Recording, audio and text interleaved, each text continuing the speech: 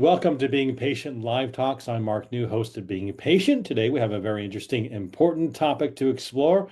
Our guest is Dr. Sid O'Bryant, who is the Executive Director of the Institute for Translational Research, and Dr. Joe and Peggy Schooler, Endowed Chair in Pharmacology and Neuroscience. He's also the principal investigator of the Health and Aging Brain Study, which is the most comprehensive study of Alzheimer's disease among the three largest racial ethnic groups in the U.S. ever conducted. Sid, thank you so much for joining us. Thanks for having me, Mark. It's great to be here. The Health and Aging Brain Study is described as the most comprehensive Alzheimer's study across diverse populations. First, tell me, how does the study work? How long is it and what tests do you perform? Yeah, great question. I just refer to it as HABS-HD. We have enrolled so far over 5,000 people, and it's extremely robust. So we do interviews one-on-one, we do testing of memory and thinking, we do blood work, so clinical labs, etc., do a brain scan for an MRI, as well as two more brain scans for looking at specific things associated with Alzheimer's disease.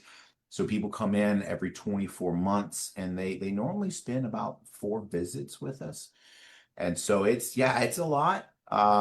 We give back a ton. We give back so much to our community and our participants. And then one of the things that I love so much about it is the data is actually freely available to the global scientific community. So it gets out there to help people. And tell me about the various races that you were studying. Yeah, absolutely. So we've enrolled over 1,600 Hispanic Americans, 1,600 Black Americans, and 1,600 non-Hispanic white Americans. Um, we enroll in both English and Spanish. We don't yet have the capacity to do assessments in other languages. But one thing that's important to note is we actually do not exclude based on race, ethnicity, and ethnicity into this study. So we are enrolling anyone and everyone can come into the study age 30 and above. We're trying to make it very representative and reflective, since we're in Texas, of the Texas population, because Texas is already where the United States will look in the next 20 years. So we're trying to look like what the United States looks like. We want brain health for everybody. What makes this study different from past large-scale Alzheimer's research efforts? And then it's important question, because I get it all the time. And if you're not in the Alzheimer's space, it may not sound like, well, that makes sense. Why wouldn't we have a study of brain aging that actually looks like our community? But that's not been the case. In the Alzheimer's space and brain aging in general, oftentimes, or the majority of times, the recruitment is done at specialty clinics. And those specialty clinics are normally accessible only to well-educated white individuals or people with lots of means. And so what's so unique about this study is we don't actually recruit from any clinics. We go to the community and recruit. And so our study, for example, in the last 5 years, has provided more brain scan data in terms of having those 3 brain scans at the same time on the same person than any study in history of mankind. And so it's so unique. It's hard to actually highlight how unique. And it's not a limitation to the field per se. It's more of, people didn't get out into the communities. They understood what Alzheimer's looks like. And what we said was, okay, now we're taking the next step and we're going to get out there and see how we can meet everyone's brain health needs. And what are some of the most striking differences you've uncovered so far between African American, Hispanic, and non-Hispanic white participants Right. in terms of Alzheimer's risk factors? That's been really profound. And so, one of the things about our study that's different also is that, so when you go into a research study, people have to meet certain criteria, inclusion or exclusion. And oftentimes that's because medicines, they got to make sure that they test it with people with least chance of having an adverse event, and then they grow. Our study doesn't have that. So, for example, most studies have not enrolled people with uncontrolled diabetes. we don't really care what someone's diabetes is in order to come into the study. So we have such a range, for example, of diabetes that now all of a sudden we're finding that diabetes has a very strong impact on brain health. And we're seeing that impact more among the Hispanic community, which is not surprising given the increased risk for diabetes in the community. And the thing for me that's so important about that is we can do something about diabetes. There's ways to get in there. And so I think that's a huge entry point in the future for prevention down the road.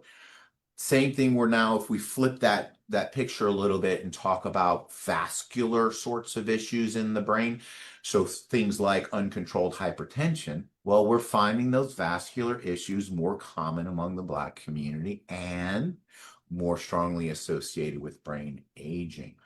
And so we're finding that some of these medical comorbidities that we already know are differentially impacting communities are also differentially impacting brain health over time, which means we can get in there and do something, but we need to be careful who we're doing what with, for that's where that whole precision medicine thing comes in. Well, when you're looking at diabetes as one example, um, this raises the question, are some of those factors um, more genetic or more from uh, social determinants? Right. Uh, Even with diabetes, I guess there's no clear cut on that, but what are you finding in the things that are more genetic related or more social, constructs? Tell me about that. Yeah. Mark, that's a very complicated question because, for example, let's take the genetics piece, right? So first of all, what I want everyone to realize is that Alzheimer's is not just some genetic disease where if you have some gene, you're going to have Alzheimer's, with very rare exception. That is a specific type. But there's this genetic risk factor of called ApoE4, which increases risk for Alzheimer's disease. It's been around, we've known that for decades. But what we've now learned is so there's genetics, and then there's ancestry, which is a different genetic thing. So where we come from matters. And now all of a sudden we're looking at it going, oh, wait a minute, that whole ApoE4 risk thing, it's important for people who came from this area of the globe historically, but not this area of the globe. So even the genetics are modified by your social context over time. And then on top of that, the environment you live in impacts how your genes function. So it's complicated, and I don't think one can pull apart and say, well, there's certain things that are just genetic related in terms of causal factors. Brain aging and Alzheimer's is more complicated than that. And so there are socio-cultural constructs like our normal diet. I grew up in the South. I grew up in South Louisiana. Gumbo, sauce piquant, etouffee. Not great for my diabetes and heart disease. So that absolutely increases the risk. So we have to think of it in terms of how does the environment, the social, and the biology come together. Are there other things outside of diet that you're seeing? Yeah, there are. And so in the big thing in the field recently, one of the studies came out and showed that lifestyle interventions are actually really capable of perhaps slowing or changing the profile and risk over time. So we have some data looking at physical functioning and things like that. And so even someone's physical functioning right now, like a timed up and go, how fast you get up to walk in 60 seconds. We're finding that actually is related to the biology of Alzheimer's disease itself. So even physical functioning is absolutely there. So that's another one of those possible entry points. One of the other things we've done, and others have done this as well, is there's this thing called the Area Deprivation Index, which is just this measure of the environment you live in. It's readily available. You can go to the University of Wisconsin webpage and just download it. And it's based on where you live, and it's United States. And so what we can show is that even at the level of your community that basically those communities themselves in those geographic areas may also have different risks, which could be due to quality of education. It could be due to living in an area that's high throughput traffic or different environmental weather conditions. So yeah, we found a whole lot so far. It's exciting. How is your study advancing biomarker research, particularly for earlier and more, equitable diagnosis across different communities? I think that, I mean, that's an area that's super, I'm super passionate about. I've spent my entire professional career working on building blood tests, for example, to increase access to care. And I think that we've had such a big impact there because the representation, right? So we have a community that our people look like the community. And now what's happening is people are getting access to our blood samples, running their stuff and going, oh, wait a minute, we need to look at these other things in order to be able to better interpret these results. So even mild kidney disease, now all of a sudden we're finding, oh, wait, that impacts those blood levels. And so the biomarkers, even with the brain scans, for example, there's the big thing is the ATN brain net framework. Well, we've now shown that the amyloid plaques, the tau tangles, and even neurodegeneration are differentially associated with outcomes. So we have probably impacted the biomarker space more than anything at this point. And I'm very excited about that.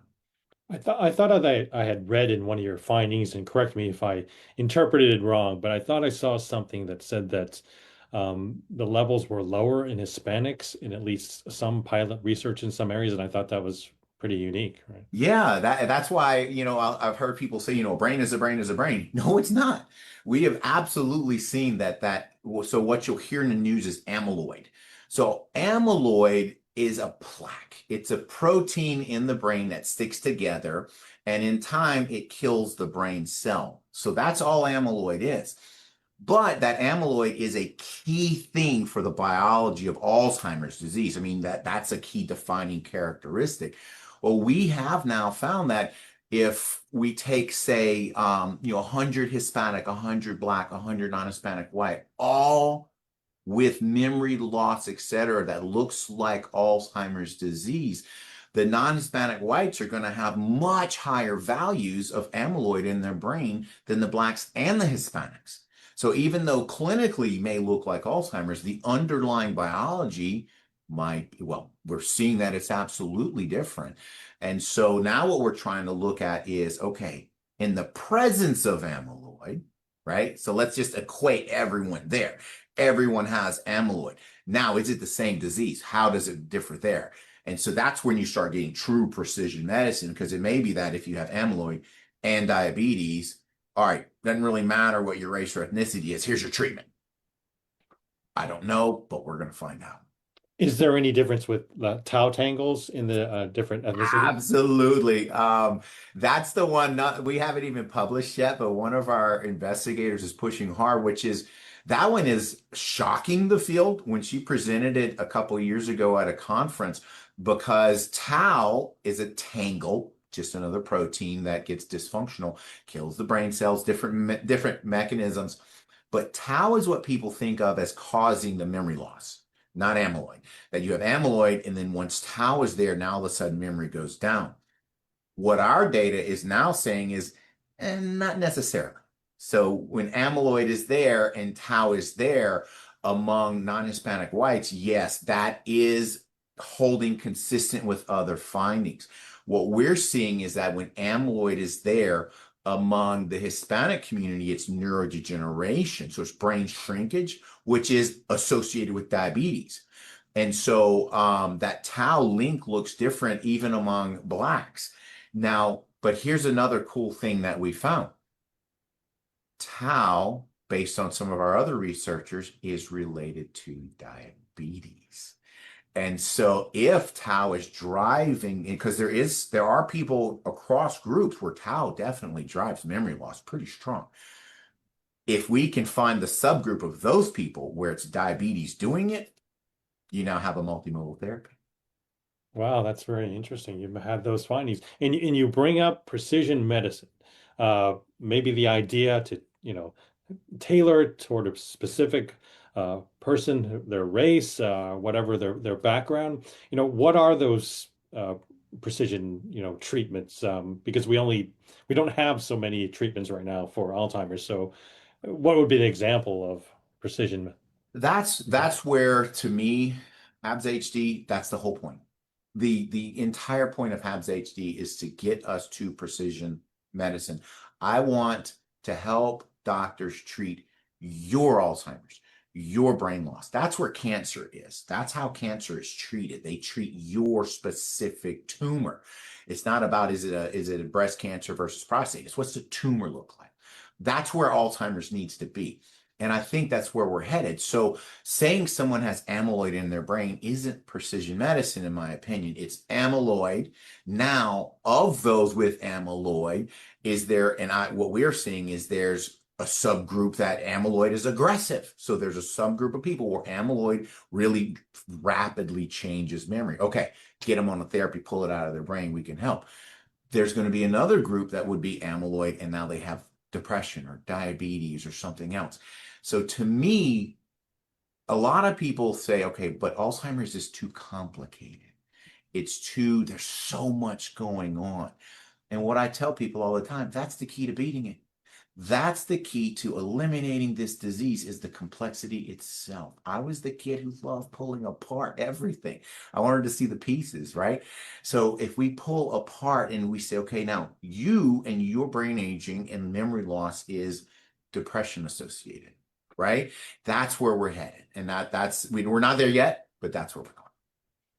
How can these findings, or how do you think these findings will reshape the way clinical trials are designed so that they become more inclusive and representative of the real world population? That's a timely question, Mark. I'm actually so there's the big clinical trials for Alzheimer's disease conference every year in November. That's exactly what I'm keynote speaking is okay, what are the lessons we've learned?